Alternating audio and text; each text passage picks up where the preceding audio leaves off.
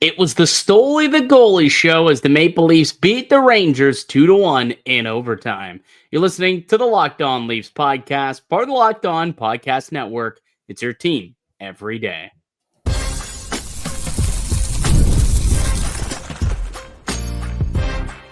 You're Locked On Maple Leafs, your daily podcast on the Toronto Maple Leafs.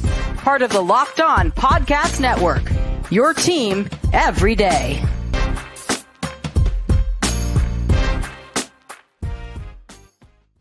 Hello and welcome to the Locked On Leafs podcast, a daily Maple Leaf-centered podcast hosted by myself, Mike DiStefano, and my co-host, Dave Morassutti. Today's episode is brought to you by Gametime. Download the Gametime app, create an account, and use code LOCKEDONNHL for $20 off your first purchase.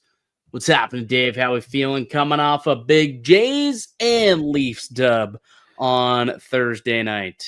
Vibes are back. Vibes are back. Hell yeah. Who do you think is more of a dog tonight? Scherzer or Stoli? Ooh. Who gets that dog status for like Toronto athlete of the night? The way that Scherzer just literally told John Schneider to sit down. You better get back before this is the last time you ever get to walk to a mound ever again. Yeah, he's like, sit down. And he was like, you want one more bat? You go. Yeah, absolutely, buddy. Go get him. And did you hear what Schneider had to say after the game about that? No, what did he say? I haven't heard yet. He basically is just like, ever since our first Zoom call, I've been waiting for this moment. I thought he was going to kill me. He's like, no, you sit down right now. Couple expletives were probably included there. But, yeah, man. Anthony Stolarz had similar things to say his team, which is, can I get some help here, boys? Well, help. Yeah, little help be nice. By the way, I have a new term. Like we always say that, like, you know, the Leafs get goalied all the time. Well, the Rangers, they didn't get goalied tonight. They got stolied. They got stolied tonight because if it weren't for Anthony Stolarz standing on his head, the Leafs had no business really winning that game.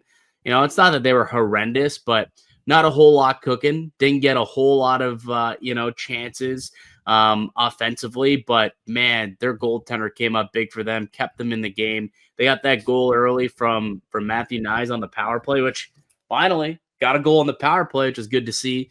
So you got that special team success, and they didn't score again for the rest of the game. They didn't get anything past Shesterkin until extra time, OT. Beautiful little toe drag by William Nylander, gets it over to Matthews, a wide open cage, and the Maple Leafs end up winning it in overtime. But, I mean, that game does not reach OT if Anthony Stolarz wasn't the stud he was tonight. Yeah, I mean, it was just clear with the saves he had to make. It's not just the saves he made, it's when he made the saves too. This could have been a totally different game. And he prevented the Leafs from shooting themselves in the foot, completely, right? There's a lot of ill-afforded mistakes, and continue to say this might be the better goalie contract in the league when it's all said and done. Like, no team, I think, is getting this type of goaltending at what? And look, we're not even talking about his extension yet, which kicks in next year. We're talking about his current contract right now. Name me a team that's getting goaltending from their starter at what the Leafs are paying Anthony Stolarz. I don't think there is one, Dave. I don't think there is one. I think Anthony Stolarz is providing the best goaltending. The Leafs get the best bang for their buck in net. I think that's for certain. At this point, he's been terrific, and tonight he was amazing. He was great. Obviously, was the reason why the Maple Leafs won tonight's game. He had 28 of 29 shots, ended up with 2.4 goals saved above expected. The Rangers expected to score 3.4 goals tonight, and they did not. They only got one past them, and even then, through traffic, and didn't beat them, cleanly, we'll say. He was terrific tonight, and yeah, a guy making $2.5 million. There's no goaltender making that money that's out here playing the way that Stolarz has played to this point in the season. And to your point, Leafs have 4 more years of this, and it's only a modest increase up to 375. That contract's looking better and better by the day. Like there's no doubt about it. It's looking better and better by the day. Like he could be ready to take on that number one role. If his body can hold up and he can play 50 or so games, like unbelievable work here by Brad Treliving to see this and decide to bet on it. And if he can deliver as a number one goalie, given these types of performances, for 2/3 of the season, making 2/3 of the starts, man, the Leafs have a steal in Stoli here. If you're a team right now that's struggling to get good goaltending and you see what the Leafs get for Anthony Stolarz, like you're going to be kicking yourself because it's not like the Leafs went out and made a lucrative. They picked up Stolarz and it's like 2-year deal, $2.5 million a year. Yeah, it's like a low risk if he can provide, some good tandem option with Joseph Woll.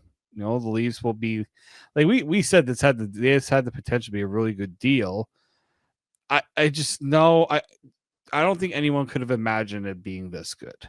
Yeah, it's early. I'll say that. There's for sure. There's a lot of time for it to go the other way, but so far the early dividends have been great. I mean, the deal hasn't technically kicked in yet. He's still on that initial contract, but things look like they're going to continue positively for Anthony Stolarz in the Maple Leafs crease. But there were 3 saves in particular tonight that I thought were huge, grade A, high danger saves.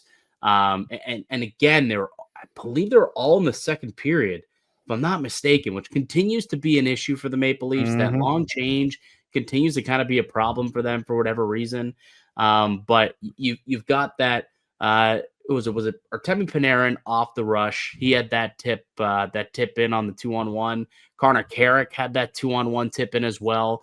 That Stolarz was able to make the stop on, and then the glove save on Will Cooley. I mean that was a goal. 99 times out of 100, that's going to end up in the back of the net, and he gets a glove on it and keeps the puck out of the net and keeps it a 1-0 lead for Toronto for much longer than that. But any one of those goals easily could have went in and no one would have fallen to the goaltender. But Stolarz makes the stop. 3 massive saves, to your point, big moments in the game to keep it scoreless for New York, and they beat them late. They got one late and were able to take it to overtime, but he didn't let anything else get past him. He was unbelievable. Yeah, and just giving that once in a while, you just kind of need your goaltender to say, "I got you guys." Just go out and win the game. Just go out and win the game. And thankfully, the big boys once again came up and did that. It wasn't the cleanest game, but when they needed a big moment from their stars, they got it. Yep. You get the game winner from the captain, assisted from William Nylander, who makes a nice play to get him the puck, right? That's what you want to see. Dude, when Willie's playing like that, like he can be so good and so lethal. Almost makes you want to see them put those two together, though, for an extended period of time, doesn't it, Dave? You want to see that at some point? I brought that idea up and was, it's just like, are you taking away too much from loading it up too much on the top? But Boston did it for years and had a lot of success with that perfection line of Pasta, Bergeron, and Marchand. I mean, they can kind of have their own little perfection line with Matthews, Nyes, and Nylander. Like they could do that if they wanted to. They could definitely give that a go and give that a try. And sometimes I want to see it happen. And maybe we will at some point. I'm sure this team's going to go on a lull eventually, and they're going to try and put the lines in the blender and see what comes out the other way. And I would think we will get an opportunity to see what that duo could look like together. It looked fantastic there in overtime. Those two, they usually work pretty well off each other. A couple of years ago, when they played with one another, I believe, if I recall correctly, his Matthews and Nylander, like they're both their goals per 60 off the charts when those two are playing together on the ice. So maybe at some point, but it was nice to see him get put together in overtime. Typically last year, like that was Marner and Matthews, right? So this was the first time that we got to see, okay, well, who's he going to play him with? Is it going to be Nyes? Is it going to be Nylander? It was Willie. and they combined on a terrific goal to beat Shesterkin and get the win. That combination can either be really lethal or just absolutely tough to watch in overtime. Like it's either they finish it off or they miss a play, goes the other way, and it's in the back of the net for the other team. Like we've seen that how many times with this team. Yeah, that's overtime for you. Like it's back and forth, it's high pace, right? Like you got a 2-on-1 the other way, and then if the puck, you miss the net and the puck rims around the boards, now it's a 2-on-1 the other way, or 2-on-0 sometimes even. So that's overtime for you. And the Maple Leafs had the odd man rush and nice patience, good move by Nylander to pull the puck away from the sliding defenseman, and Shesterkin kind of goes down on a knee and he slides it to Matthews, wide open net. He's not going to miss that one. And now he's up to how many goals that now for Matthews? Is that 4 goals on the year for Big Tone? I think that's 4 on the year. Yeah, for Auston Matthews. So 4 goals in 5 games. What is that on an 82 game pace? What's he on pace for? Let's see. On pace for 65 goals. Auston Matthews, 65 goal pace through the first 5 games. So not too shabby for Big Tone, the captain of the Toronto Maple Leafs. All right, let's come back. Let's get into some of the other stuff we saw in the game. We got the 3 stars, and we got another game to tee up this weekend. The Kraken in town tomorrow. So we'll get to that matchup in a moment as well. I'm Mike DiStefano with Dave Morassutti. You're listening to the Locked On Leafs podcast, part of the Locked On Podcast Network. It's your team every day. Hockey season is officially here, and nothing beats being in the arena for those opening games. But let's be real, getting tickets can be a total headache. Between waiting in queues, surprise fees, and prices that jump right before checkout, it's easy to get frustrated when all you want to do is cheer on your team. That's where Gametime comes in, the app that gives fans the advantage. It's your ultimate life hack for scoring amazing NHL tickets fast, easy, and stress-free. Recently used some Gametime tickets to grab seats to a Jays game. I couldn't have been happier. I absolutely got great seats in minutes. I love that you know exactly what you're paying. No hidden fees at checkout. And I saw exactly what my seats are going to look like right in their in-app seat view feature. And they got zone deals that are a game changer. You pick the section, Gametime picks your seats, and you save big. You can even find some NHL tickets for under $25 at select arenas. Take the guesswork out of buying NHL tickets with Gametime. Download the Gametime app, create an account. Use the code LOCKEDONNHL for $20 off your purchase. Terms apply. That's code LOCKEDONNHL for $20 off. Swipe, tap, ticket, go. The Locked On Leafs podcast continues. Mike DiStefano, Dave Morassutti with you as we are each and every weekday, Monday through Friday, with brand new episodes of the Locked On Leafs podcast, which are free and available wherever you get a podcast, Apple, Spotify, you name it. And of course, you can also subscribe to the show on YouTube as well. So the Maple Leafs with a 2-1 win in overtime. Anthony Stolarz was him tonight, and Auston Matthews, a good supporting character, getting the overtime winner. The power play got on the board for the first time all season. Anything else that stuck out to you in tonight's game, Dave? I mean, the Rangers probably deserved a little bit of a better fate than this one, just because. I'd agree. The numbers would agree as well. I think the Rangers had so many high 56% of the expected goals for the Rangers. Not just that, the high danger chances in this game were heavily skewed towards the Rangers. It was 17-9. And at 5-on-5, it was 11-3. Yeah. At least had 3 high danger chances. Like if you go and look at the heat map, it is just beat white. It is snow. It is absolutely like snow-colored white in front of the Maple Leafs goal. They did not get into Shesterkin's kitchen whatsoever tonight. No, the only time they did was on the power play. Yeah. Overtime in the power play. That was the only time. And to me, it just clearly shows where this team, if you're trying to figure out where this team needs to improve, it's becoming pretty clear and obvious. They're struggling to defend the front of their net, and they're struggling to get to the front of the opponent's net. But we look at the goals, and it dictates that this team can get to the front of that. They just need to do it. Yeah, and when you do it, it works out. But what confuses me is like when you look at the team, Dave, that's how they built this roster. Guys who go to the net. Dakota Joshua is supposed to be that type of dog that goes hard to the net. Nicolas Waugh is supposed to be a guy who can go to the net, battle, right? Matthew Nyes, not Robertson. McMahon is supposed to be a guy who can go to the net. So like you've got a bunch of dudes who are supposed to be able to do that. They're building a team who doesn't mind going to the dirty areas and mucking it up in front of the goal, just don't seem to be doing it as much as you would hope or as much as you expected to see off the rip. And it's a night like tonight where you look at the end of the game and you're like, man, the Leafs didn't get a whole lot going. It's because they didn't do much. They didn't work to win those ice battles in front of the net. They were pushed around too easily and just never really got much, offensive zone time established and never worked themselves into the middle of the ice. And that's a reason why they didn't score many goals, right? Reason why they only scored either on the power play or on 3-on-3.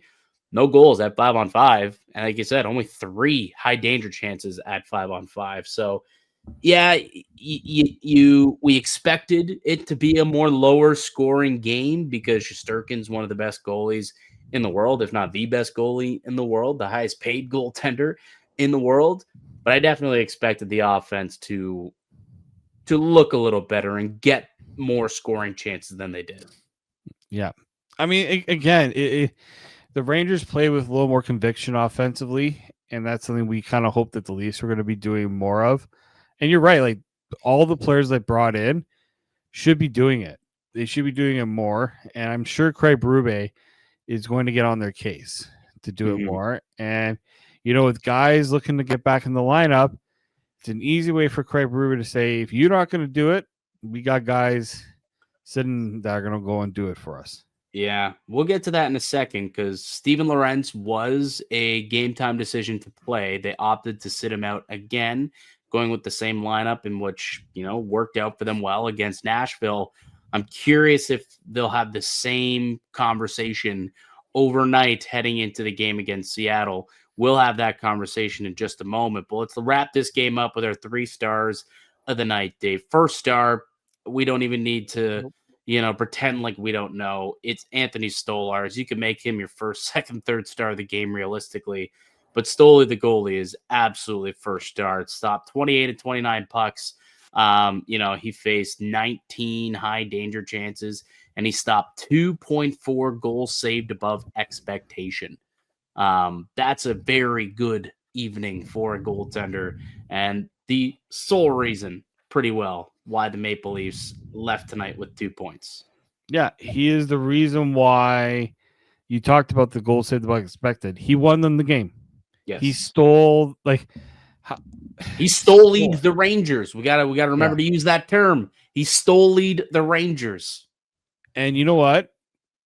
I'm a lot of angry people after that game because we almost had Stoli no goalie because of the mask coming off.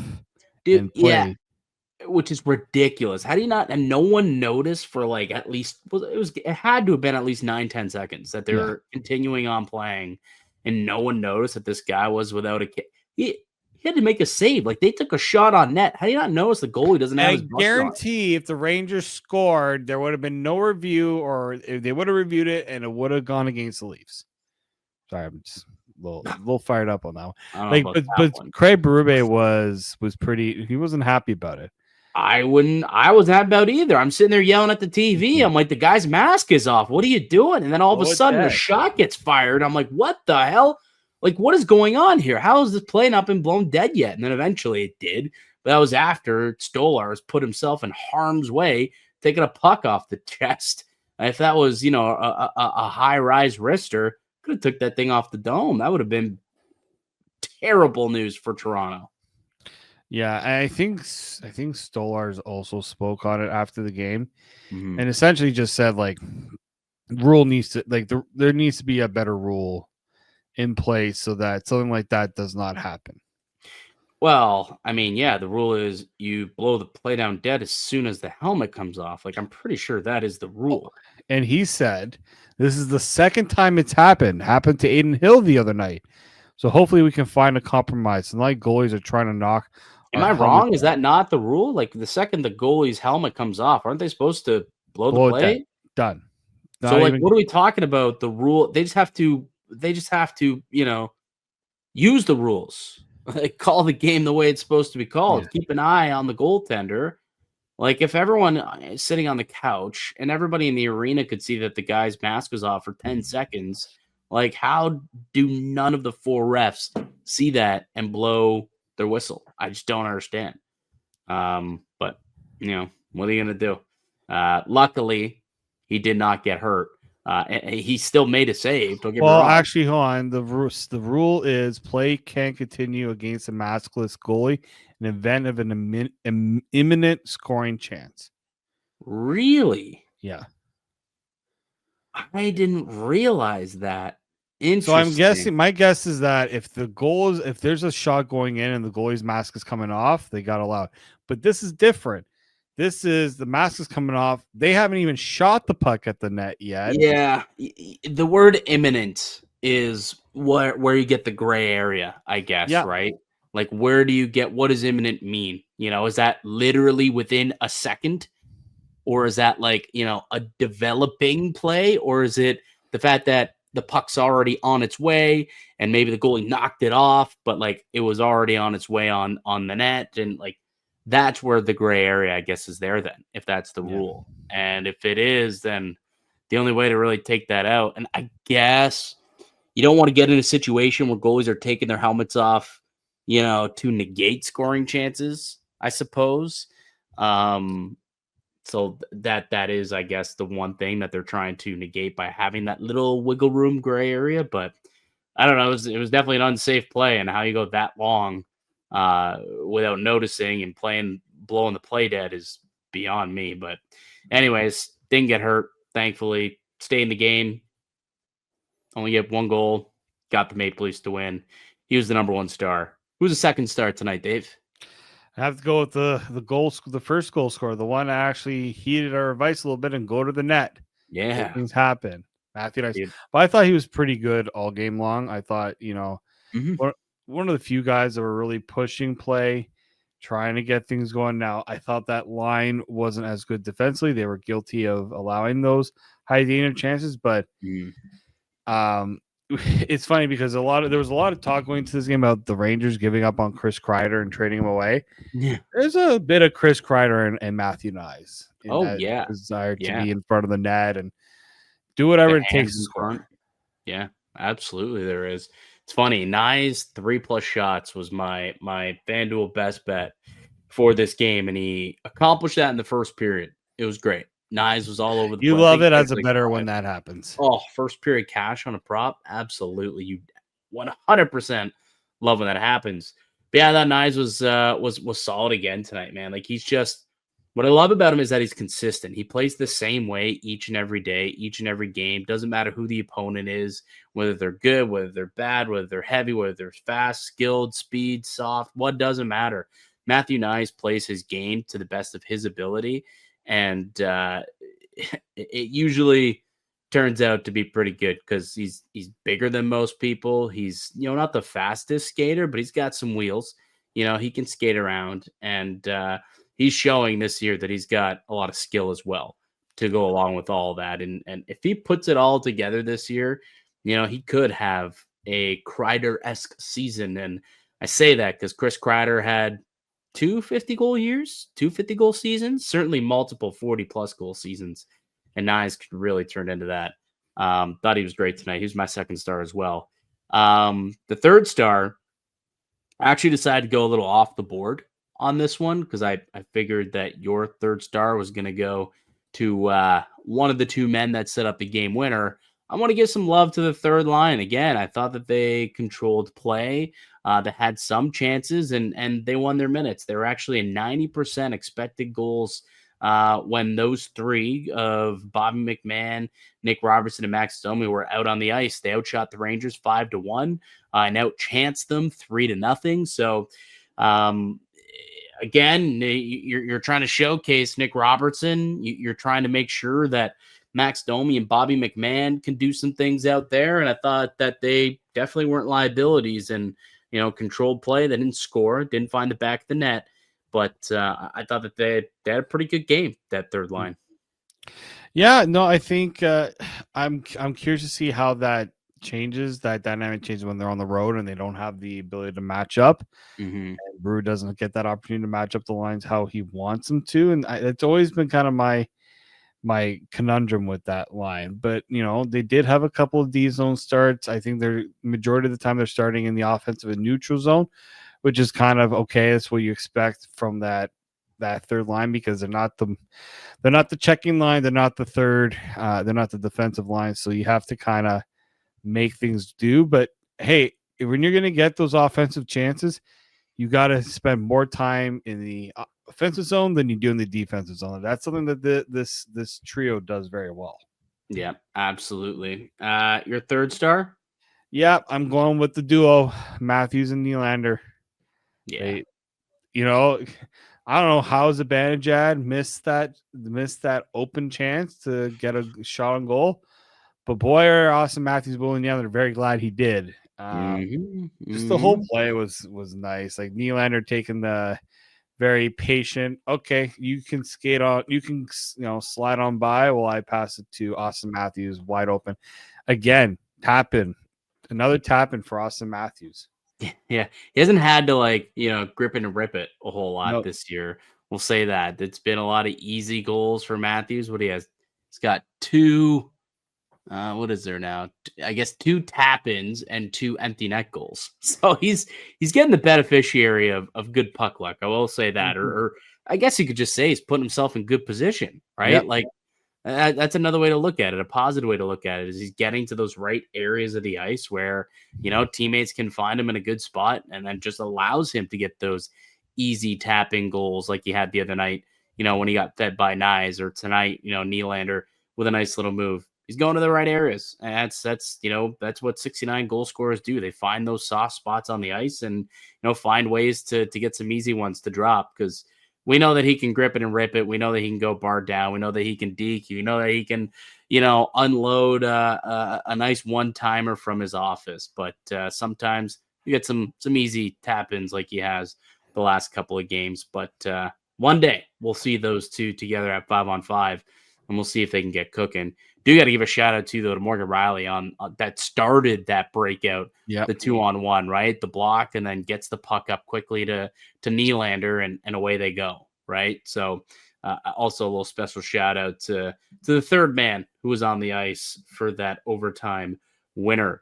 So there it is, the Maple Leafs with a 2-1 win in overtime. They moved to 3-2 on the year. Up next, the Seattle Kraken tomorrow evening. Let's come back and preview that matchup here on the Locked On Leafs podcast, part of the Locked On Podcast Network. It's your team every day. Today's episode is brought to you by FanDuel. The NHL season is here, and FanDuel has an offer you don't want to miss. Right now, new customers can bet just $5 and get $300 in bonus bets if you win. That's right. Pick a bet, put down $5, and if it hits, you'll unlock $300 in bonus bets to use across the app. I love how FanDuel gives me so many ways to play. I can build parlays, do some player props, even follow the live lines during games. I'm taking a look at tomorrow's game against the Seattle Kraken. Auston Matthews, anytime goal. Why? He's got 7 goals in 8 games against Seattle. I think he gets another tomorrow. So you put down $5 on that. If it's your first bet and it wins, you'll get $300 in bonus bets to use across the app. So what are you waiting for? Visit FanDuel.com to start to download the FanDuel app today and get started. Welcome back into the Locked On Leafs podcast. Mike DiStefano, Dave Morassutti with you, as we are each and every weekday, Monday through Friday, with brand new episodes of the Locked On Leafs podcast. Maple Leafs moving on, and they got the Seattle Kraken coming to town. The Kraken 2-0-2 so far on the year, so they've yet to lose in regulation. Pair of overtime losses. They lost the other night to Montreal in overtime as well. Montreal, by the way, the comeback kids, I think, is what we got to start calling them, because they had another comeback and won again in overtime. That's a conversation for another day, but that's a team that you got to start watching here. But Seattle coming off a loss to Ottawa, who has not been playing some good hockey, so they'll want to get back on the saddle and try and win this one and get back to their winning ways. But yeah, should be a fun game. Toronto has dominated this matchup over the course of the short, I guess, kind of, was it 4 years now that they've been in the league? 4 years? Yeah, I think that makes sense, because they played 8 times. So yeah, that would make sense. 4 years now that they've been in the league, and Toronto's 7-1 in those 8 matchups against the Kraken. And the Kraken, they can't score on Toronto. Like, I'm looking back on the games. 3-1, 4-1, 3-1. Okay, Kraken scored 3 goals. They lost in a shootout, 4-3. Then they lost 5-1. Like, they've scored 1 goal in 5 of the last 6 games against Toronto. That's kind of wild, actually, when you look at it. Does it remain that way tomorrow, Dave? I mean, yeah, I know Seattle, they look a bit better this year. And you know, Lane Lambert coming back to Toronto since joining them as the head coach. Oh, that's right. That's knows right. a little thing or two about this Leaf squad. But there's just something about Seattle that just there's something messing with this team. Like it's called a star player. They have no star players. Yeah, they don't have that, like, can't miss superstar. They don't even have a star. Like, who's their star? Let's take a look at the lineup. Let's take a look at their lineup right now. Take a look at the lineup that's expected to start tomorrow night for the Seattle Kraken. You've got former Maple Leaf legend Jared McCann with Matty Beniers and Jordan Eberle. You got Schwartz, Shane Wright, and Eli Tolvanen, Marchment, Chandler Stevenson, Ryan Winterton, Nyman with Frederick Gaudreau and Ty Cartier. There's your 12 forwards. Those are your 4 lines. Any superstars? Any stars? I don't even see a star. It's all just, there's some good players, but nothing better than that. Yeah, like you would kind of hope, they were kind of hoping that Beniers is going to be that guy. It just hasn't. Or really, Shane Wright, who once upon a time was supposed to be that guy when he was first. He was an exceptional, right? Yeah, exceptional status, first overall pick in the OHL as a 15-year-old, and then he ended up going 4th in his actual draft year. Yeah. But yeah, they banked on those two being a 1-2 punch, and they've been okay. They've just been okay. Little James Reimer, okay. They've been at best Beniers, a second line center, right? Tweener, second, third line center. So there's just not a lot of pop there in Seattle. You know, and it's no wonder that they struggle to score. They don't have many guys who can score. Yeah. Like I see this lineup, and like, again, they went and they made Chandler Stevenson kind of one of their top offensive additions, right? A couple of years ago. Too much money. Way too much third money. line center, right? He's playing third line minutes for this team. Like, you know, he's only making like 1.2 million less than Matthew Nyes. Jeez. Yeah. And like, he's playing over 20 minutes a night. So like, they have him penciled in as more like a third line, but in a way, you kind of see him more as their actually their first line center. He plays more than Beniers and Wright. He plays in all situations. That's the thing. Like 5-on-5, power play, penalty kill. He plays in all situations. Yeah. And then they go and they get Mason Marchment. He was supposed to also become, like, they've added a lot of players that other teams just didn't want anymore. Mm-hmm. Like Tolvanen was one. Marchment was another. They made that deal with the Rangers, which landed them Lindgren. Like, they're just other teams got wise to the expansion rules, and other than Toronto, and so like they didn't land those like Shea Theodore, Marchessault, Riley Smith type players. Yeah. They got some okay players, but not like you look at. I'm sure if you look back on who they drafted and who stuck, yeah. like Vince Dunn is probably the best out of all the guys that they added. Vince Dunn and Jared McCann are the two that have hit. They've kind of had to add outside of that, right? The Montour edition. Maybe Eberle a little bit. Like he has name value at the very least. Yeah.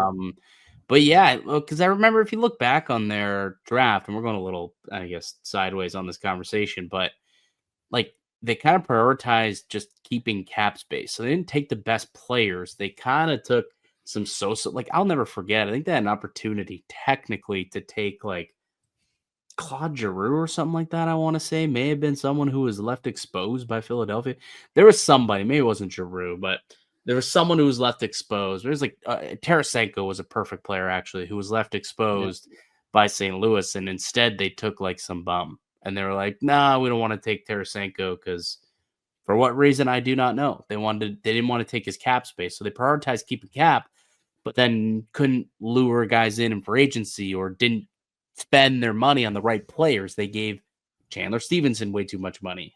Like they gave, Brandon Montour over $7 million. They just, I don't know, spent a lot of money in the wrong places. Philip Grubauer, who was awful, gave him like over $6 million, I think. So a lot of missteps there for the Kraken, and it's why they're kind of a mediocre team. And it's a team that Toronto should beat. I think they should certainly beat them. But we'll see what happens. It's why you play the games, though.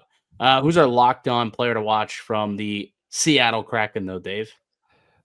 Former Leaf legend, Jared McCann, the one that got away. Yeah, should have been Justin Hall, but anyway, won't rehash that. Hall, Alexander Kerfoot. Yeah. Jared McCann's the leading goal scorer for the Seattle Kraken. He scored about 40 goals his first year in Seattle after being taken the expansion. But he's got 3 goals here for the Kraken this year on 14 shots, averaging just under 17 minutes a game. But it feels like McMahon just always seems to play well against Toronto, and which is interesting because he never actually really was a Maple Leaf. He was a Maple Leaf for all of like 72 hours or something like that. Traded for right before the team selections were due, and then he was left exposed and was later taken at the draft a couple days later.